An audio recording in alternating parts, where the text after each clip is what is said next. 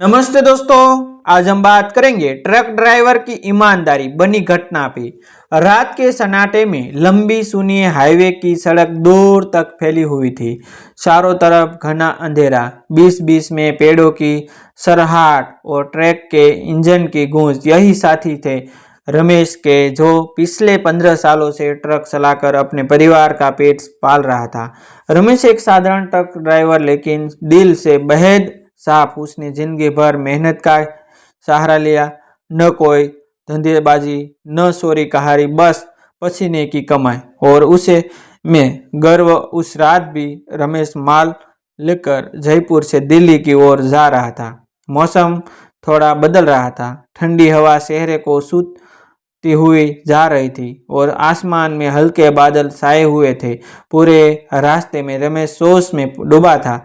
घर पहुंचकर बच्चों के लिए क्या ले आऊं? पत्नी कह रही थी कि इस बार स्कूल की फीस भी जमा करनी है। उसी सोच में था कि अचानक सड़क के बिल्कुल बीच में उसका ट्रक किसी चीज से टकराते टकराते बसा। ये क्या पड़ा है बीच रोड में?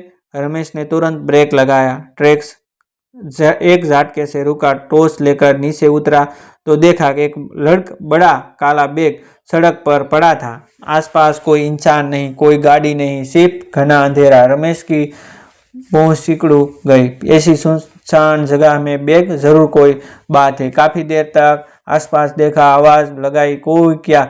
अरे वो जो किसका बैग गिरा है? पर हवा में अलावा कोई जवाब नहीं। रमेश ने बैग उठाया, काफी भारी, दिल में हल्की घबराहट भी थी और जिज्ञासा भी। बैग को ट्रक की हेडलाइट के पास ले जाकर वो खोला और जैसे ही बैग खोला उसकी सांस अटक गई।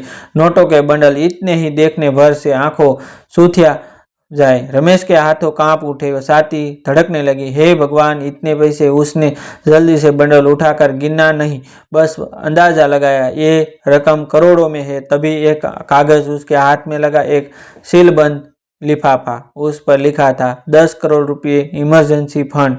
रमेश ने बैग बंद किया और गहरी सांस ली। अब मन में इतनी ही तेजी से विचार दौड़ने लगे जितनी तेजी से बाहर हवा चल रही थी। एक आवाज कहती थी कि रमेश, ये किस्मत ने दिया है। एक बार मिलते ही ऐसे मौके करीब आदमी कितनी उम्र खपा देता है। अगर ये पैसे रख लेगा तो बच्चे राजा ही की तरह जिएंगे, बीवी खुश हो जाएगी, घर बदल जाएगा, जिंदगी ही सुधर जाएगी। लेकिन दूसरी आवाज, उसके दिल की आवाज, धीरे से बोली, ईमानदारी छोड़ दी तो सब कुछ खोज देगा। रमेश, ये पैसा तेरा नहीं है, मेहनत की ईमानदारी के सुकून है। दूसरों का पैसा रख कर क्या करेगा? दोनों आवाजों उसकी आत्मा को खींच रही थी। रमेश ट्रक के बोनेट पर बैठ गया। उसकी आंखों में पैसों से भरे बैग पर ठहर गए। चाहे जितना मजबूत इंसान हो, ऐसे समय में मन डोल ही जाता है।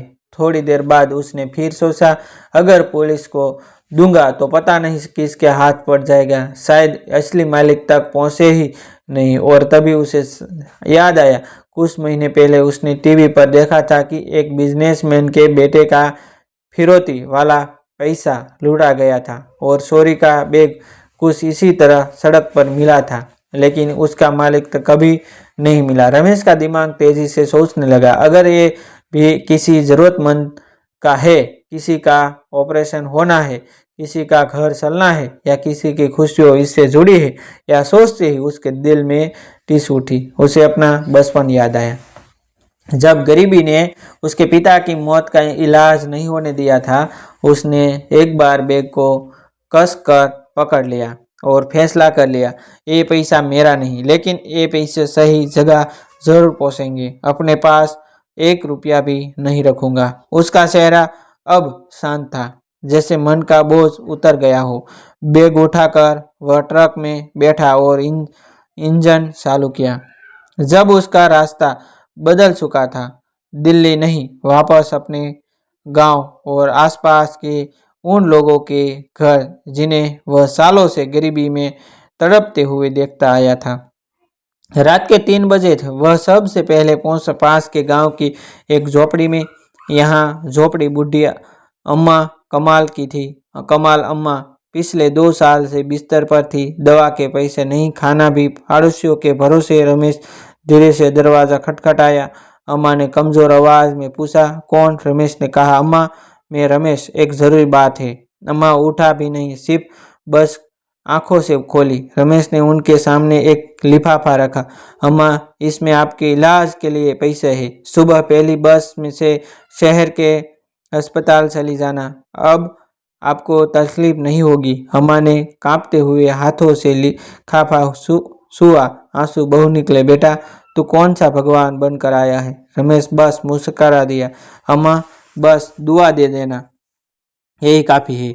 इसके बाद रमेश एक एक घर जाता गया। कहीं स्कूल की फीस, कहीं किसी की बेटी की शादी, कहीं इलाज के लिए पैसों की ज़रूरत, कहीं किसी गरीब इंसान के कर्ज का बोझ, कहीं किसी बुजुर्ग का सहारा।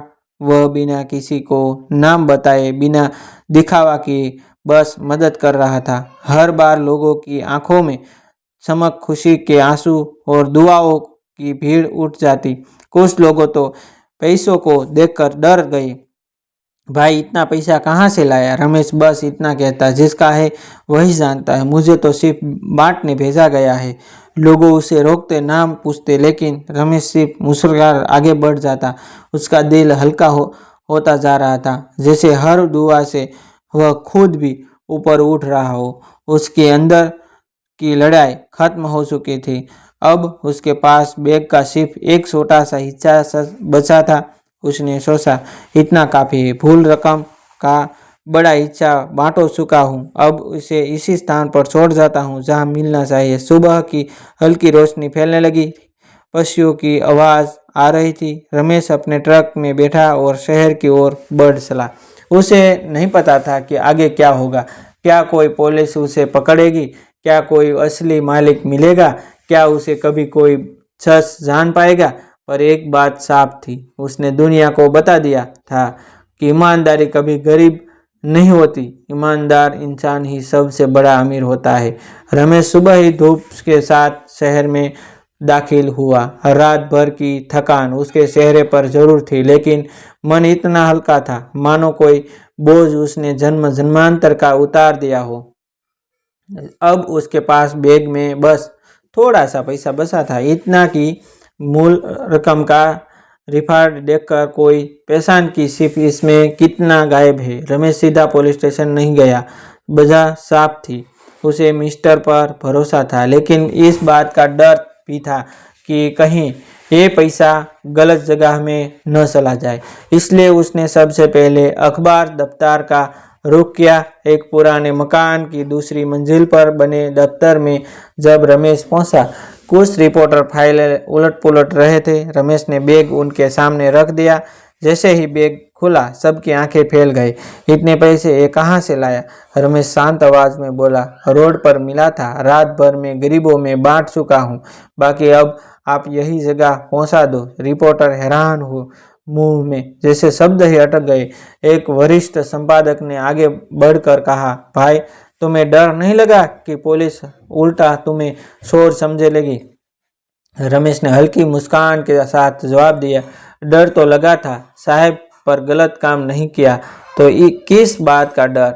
यह जवाब सुनकर कमरे में कुछ क्षण सन्नाटा सा गया। रिपोर्टर एक दूसरे को देखने रहे थे, जैसे उनके सामने इंसान नहीं, ईमानदारी की मूर्ति प्रतिमूर्ति खड़ी हो। अखबार वालों ने तुरंत पुलिस प्रशासन को और उसे बिजनेसमैन की परिवार को फोन किया, जिसके नाम का कागज बैग में मिला था। कुछ ही देर में पुलिस स्टेशन में हलचल होने लगी। एसीपी, डीएसपी और कई अफसरों मौके पर पहुंच गए। बिजनेसमैन का बेटा भी पिता के साथ भागता हुआ आया। जैसे ही उसने बैग देखा, वह रो पड़ा। ये पैसा हमारे अस्पताल प्रोजेक्ट का था, रास्ते में छीन लिया था। अगर ये नहीं मिलता तो पूरा प्लान बंद हो जाता। रमेश चुपचाप खड़ा था। बिजनेसमैन उसके पैरों पर गिरने ही वाला था कि रमेश ने उसे रोक लिया। साहब, ये आपका पैसा है, बस इसे यही काम में लगाएगा। गरीब लोगों का इलाज सस्ता होना चाहिए। बिजनेसमैन ने कांपती आवाज में कहा, तुम्हें जितना चाहिए उतना ले लो।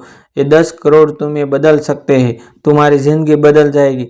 बस बोलो। रमेश की आंखों में चमक आ गई, लेकिन वह चमक पैसों की नहीं होकर आत्म संतोष की थी। उसने साफ कहा, मुझे सिर्फ मेरी मेहनत की कमाई चाहिए साहब, दूसरों का पैसा मेरा नहीं।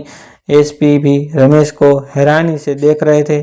आजकल 2-2 रुपये के लिए लोग जाने देते हैं और तुमने 10 करोड़ में 1 रुपया भी नहीं रखा। रमेश हंस पड़ा। साहब, ईमानदारी की कीमत रुपयों में नहीं होती। अखबार वाला ने पूरी घटना फ्रंट पेज पर छाप दी। सोशल मीडिया में रमेश की तस्वीरें घूमने लगी। 10 करोड़ लौटाने वाला ईमानदार ट्रक ड्राइवर, गरीबों का भगवान। रमेश हर जगह लोग उसके बारे में बात करते रहे थे। टीवी चैनल से इंटरव्यू के लिए फोन आने लगे। पुलिस ने उसे सम्मान पत्र दिया, सरकार ने उसे ईमानदारी पुरस्कार से सम्मानित किया, लेकिन सबसे बड़ा सम्मान मिला उन गरीब परिवारों की आंखों की चमक जिनके चेहरे पर रमेश ने दुआएं की बारिश की थी। कुछ दिनों बाद वही बिजनेसमैन रमेश के घर गया। रमेश की पत्नी थोड़ा घबरा गई कि इतने बड़े आदमी का आना किस लिए है। बिजनेसमैन ने रमेश का हाथ पकड़कर कहा, आपने पैसे नहीं लिए, लेकिन आपकी ईमानदारी ने मुझे बदल दिया। मैं आपके नाम से अपने अस्पताल में एक फंड शुरू कर रहा हूँ, रमेश हेल्प फाउंडेशन, जहां हर गरीब का इलाज मुफ्त होगा। रमेश की पत्नी की आंखों से आंसू बहने लगे। रमेश भी भावुक हो गया। साहब, यही मेरे लिए सबसे बड़ा इनाम है, लेकिन असली कमाई कुछ और थी। रमेश आज भी ट्रक ही चलाता है। उसने अपनी आदतें नहीं बदली, जीवन नहीं बदला। बस अब वह गांव में रमेश भैया नहीं, ईमानदारी वाले रमेश के नाम से जाना जाता है। जहां भी इसका ट्रक रुकता है होगा हाथ जोड़कर खुआ देते। किसी ने कहा, ऐसे लोग इस दुनिया में भगवान का रूप होते हैं। रमेश मुस्कुरा कर देता है। उसे पता था कि धन से बड़ा धन है ईमान और ईमानदारी। इंसान कभी गरीब नहीं हो सकता। दोस्तों, ऐसी नई कहानी देखने के लिए हमारा चैनल आप सब्सक्राइब कर सकते हैं। थैंक यू दोस्तों, मिलते हैं एक न्यू वीडियो के साथ, एक न्यू स्टोरी के साथ। तब तक बनिए रहिए हमारे चैनल के साथ।